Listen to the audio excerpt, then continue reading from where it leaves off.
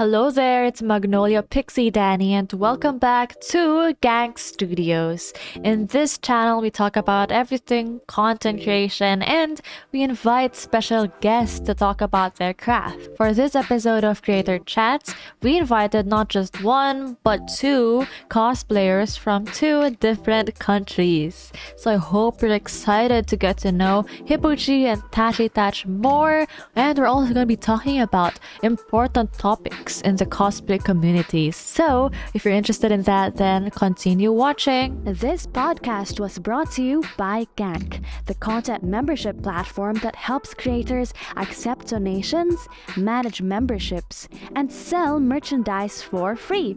Enjoy!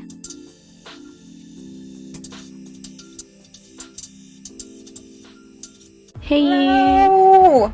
Your fans know you already, but let's get to know you a little bit more. Can you introduce yourselves and what you do? Hi, I'm Tachi and I'm a cosplayer from Indonesia, and I've been cosplaying since 2013, late-ish 2014.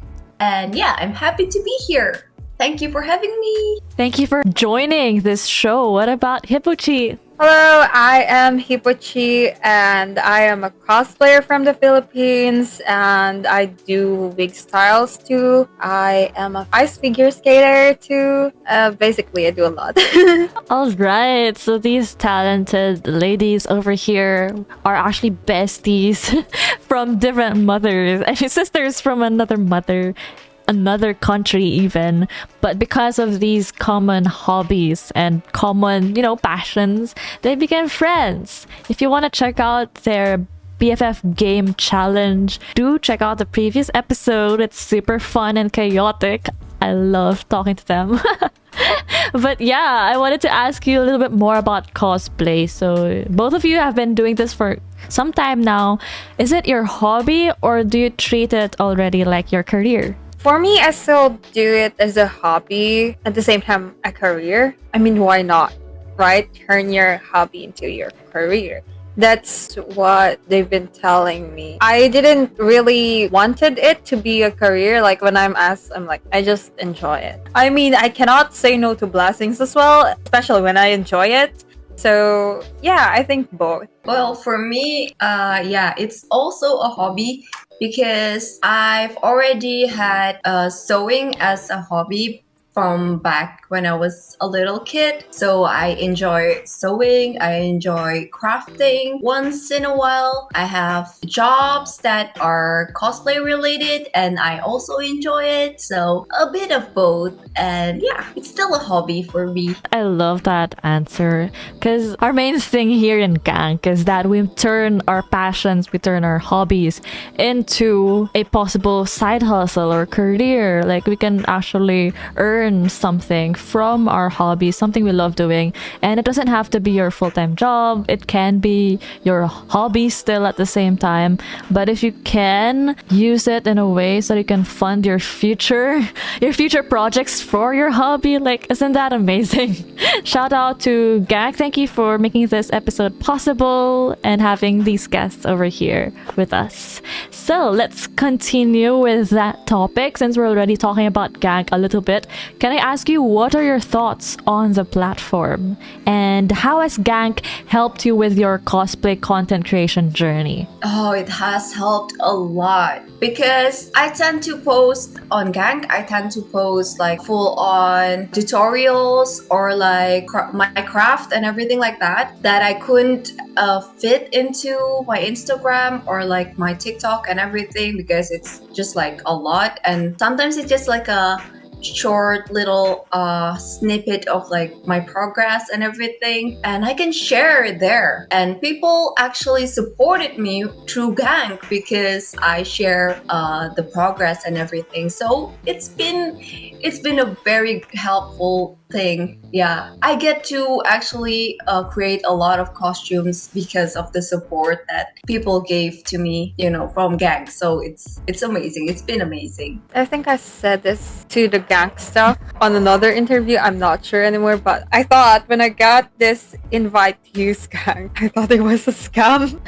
I thought. At the same time, those kind of like days I've also got banned from this main platform that me and Tachi use. I was banned for no reason. I have nothing anymore. Literally, I'm struggling to fund my cosplays because most of my supporters are from the other country. It's like I needed like a payment mode. Then I got this email. I think it was like a destiny. Yeah. I'm like, okay, why not try it? It has a logo, so it seems legit at some point, and they wanted me to have a meeting with them, so okay, let's do this. I did not regret joining Gank. I'm having those supporters again, which is so good. It also boosts my confidence. So I would say that Gank helped me so much. A lot of your supporters were able to support you better through Gank, but at the same time, they helped you also with your confidence, and I think that's something you can't just get anywhere. It's more, it's more introspective and personal. So that's really beautiful to hear. With Hippochii's answer, that reminds me that was banned in Indonesia for a while, and we cannot actually like use anything to help us. It was banned here. Like that type of like what is it called? Payment, and Gank really helped us a lot because we can do transactions with like a lot of like other type of payments. So it's a good thing. I hear that a lot from my previous interviews with other creators. They always mention the payment methods. Gank also did create a fund, which is so good. That's so cute. It helped your friendship too. We share tips a lot, like build our Gank page and everything. Yeah. I think it's really important for every content creator or artist in general. I have one also, like, she's our TikToker actually. I recommended her to join Gank because we were looking for a TikToker, and now we're work besties too. She recommended me to join Gank. Adorable. See? Actually did threaten her. Now that we're talking about this more, Gank has helped in a lot of factors, not just only monetarily, also with confidence and friendship. I want to ask you now more about your craft itself. I know this is a reoccurring issue in the cosplay community, or even for those outside the community, because cosplay is becoming more pop and there are more normies who are observing our hobby, our passion, what we do. Is accuracy actually important in cosplay? So for me, I think accuracy is important. I really think that we all have our own reason. Is it for fun? Is it for the art? And we should all respect it. For me, as a cosplayer, I do go for accuracy. It's more of like giving my favorite characters justice, but more than that, going to convention made me realize that I'm not just doing it for myself, because that's my main reason. I want to be this character or like bring this character to life. I took a lot of time to build my jinx. And I do not go for the beauty standards or like being beautiful. Like, I think sometimes being extraordinary or unique is what makes you beautiful. So this one guy said to me that made me motivate every time I do cosplay jinx. He said like, you know what? From my 10 years or 7 years of playing League of Legends and going to conventions, this is the first time I've saw a legit jinx. And that made me so happy. For me, I think, it depends on the person. If the person wants to be accurate, they should. If they don't, it's okay too.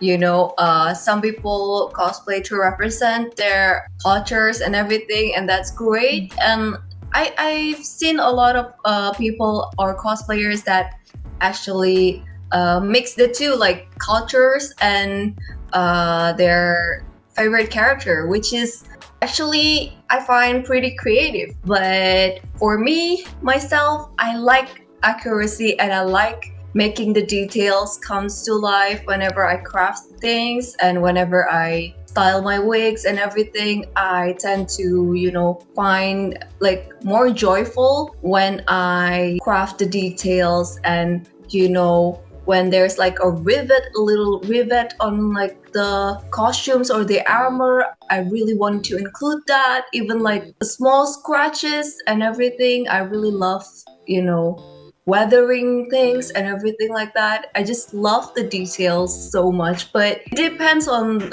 the person itself. You don't really have to, go to a certain way if you don't want to, and it's fine. If as long as you're having fun, then you're all good. That's true. I wanted to add to that because, well, also as a cosplayer, and after, watching a lot of videos about cosplay accuracy and talking to other cosplayers about cosplay, it really depends. Quick story time. My friends and I, some cosplayer friends, and I were able to feature in this TV show in the Philippines. I'm not gonna mention it, but we were able to talk about cosplay to a national audience, and what we talked about there exactly was the different kinds of cosplay. There's actually like the regular cosplay, there's closet cosplay, casual cosplay, gijinka, etc., original character cosplay. And the point here, what we try to emphasize, is that cosplay can be done in many ways. There isn't just one way to do it. And yes, while it's true that the standard is a standard for a reason, and you should meet standards in terms of quality and skills, etc., there are other ways to express yourself. And I think, just for me, I love it when cosplayers add their own touch, whether it's culture like you mentioned, or their own design choices. Because okay, maybe you accept that this color isn't suitable to my skin tone, but if I make it my own character, but that's a huge thing to unpack as well. So yeah, that leads me to my next question. I want to ask you, what is your opinion on cosplayers who change their skin color, not the costume, but their skin color, to accurately cosplay a character? Skin color here, I don't know about in Philippines, but here they tend to bully people who has like a darker skin tone, and they cosplay characters that are lighter skin tone. But for me, all skin tones I think are beautiful and totally can cosplay a character. They just need to find the correct shades of makeup, because I know that certain people tends to wanted to lighten their skin and it becomes gray instead because of that, because I think they don't want to be bullied. And I know how it's such a heartbreaking thing that people are bullying other people. I've seen a lot of cosplayers that has like darker skin tones that are just so gorgeous and beyond like amazing, because of like their makeup are just so beautiful. To me, anyone can cosplay, unless you're cosplaying Avatar or someone with purple skin, or like Starfire. Try to call her racist for being Starfire. You try, just try. Yeah, exactly. So yeah. It's a sensitive topic, so I will just say things from my experience. As long as they do not do it for mockery, I think it's okay. You change your skin color. I totally get what Hachi said, because I used to be bullied, and for me to fit in, just like what Ilona Garcia said, I had to like do some stuff to like whiten my skin. But apparently it doesn't work. Okay, it doesn't. You'll just go back to your normal skin color. Sometimes people do stuff just to fit in. Do not hate on them easily. Philippines obsessed on like whitening products. Okay, what I realized too, we try so much to fit into this standard of what they call beauty. Changing the color though is okay for me, as long as you do not do it for mockery. Yeah, it's a very sensitive topic for a lot of people. Although we do live in a world now that is more progressive, and with all the movements happening, not just in, social media, besides social media, it happens, you can see it in advertisements, how morenas or brown-skinned females or Filipinas are being more empowered nowadays. I love that. I love that because it's not only beneficial for the brown-skinned people, but also for all of us, to be honest, all of us. You don't need to be white, you just need to glow. And that's what makes all skin look healthy and beautiful, and that's what makeup is for, to enhance whatever you have. So yeah, just understand color theory more. That's my advice for those who are just starting out or who can't seem to hold a grasp of how come I look ugly in this makeup. No, maybe you're just using the wrong color theory. So moving on, since we're already in something like this deep, what about body type besides skin color? What about body type? Does the height or weight matter in cosplay? What do you think? You can make it matter in a sense that you're being motivated to have this ideal body that you wanted. For example, I want to cosplay Wonder Woman, and making it accurate, like working out and stuff like that, would help me to get healthier and stronger. Why not? Right? And that's my ideal body. Why not? But I think when it's like a situational, if you're gonna make fun of other people because the character, let's say it's like this body type and then you're this body type, which is totally different, and then people, it doesn't make any sense. Okay, that's the situation where it doesn't matter. I have fast metabolism too. That's why I'm being called Tachi.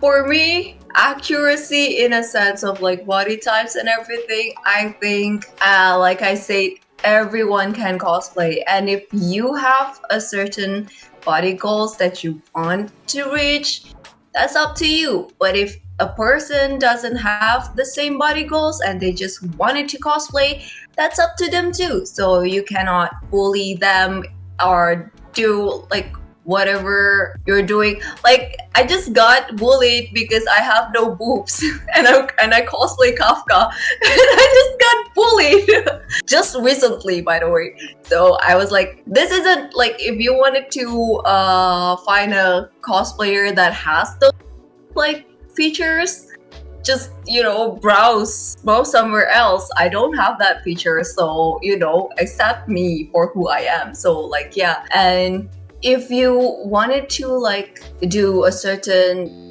workout or anything like that to fit your cosplay, to fit your characters, that is amazing too. If you don't, that is cool too. You don't have to be pushed or like Pressured?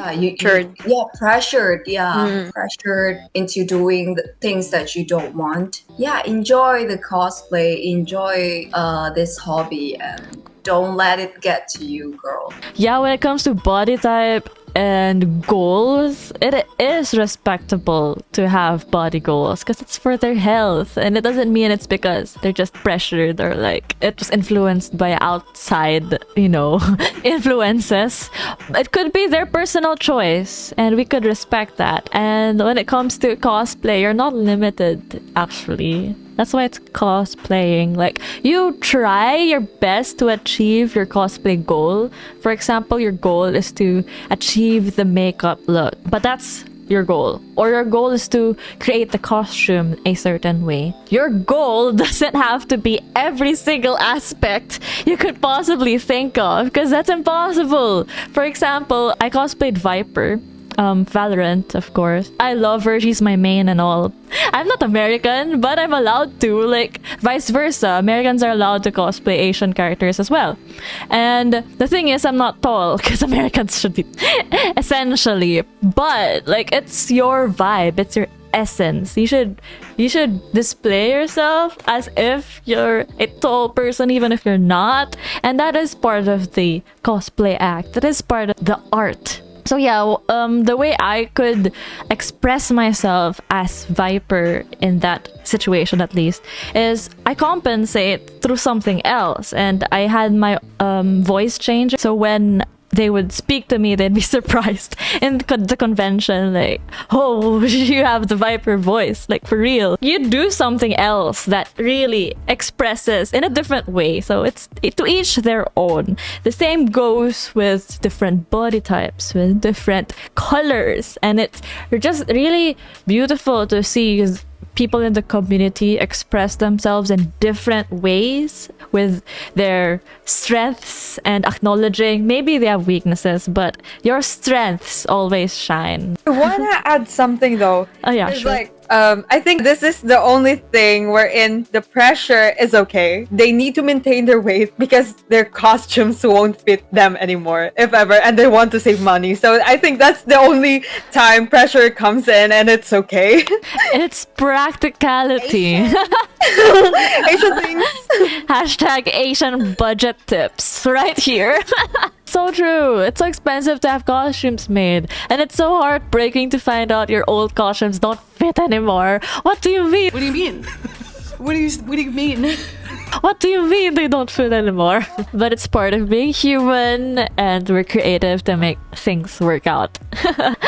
Alright. So yeah, we're talking about a lot of deep topics. But I do want to ask you specifically, what is your advice for cosplayers and content creators? Advice? Well, just have fun. Think more of what you would say to yourself in front of the mirror than what other people would say to you, even like it's positive or negative. Also, care only for like the comments, the thoughts, the opinions from those people who care, really do care for you, because they know you better than you do and you just don't know it, or like they see something in you and you just don't know it. You don't appreciate yourself and they do appreciate you, something like that. I think for people who are still starting cosplay, just don't be afraid of trying new things, because back in the day I would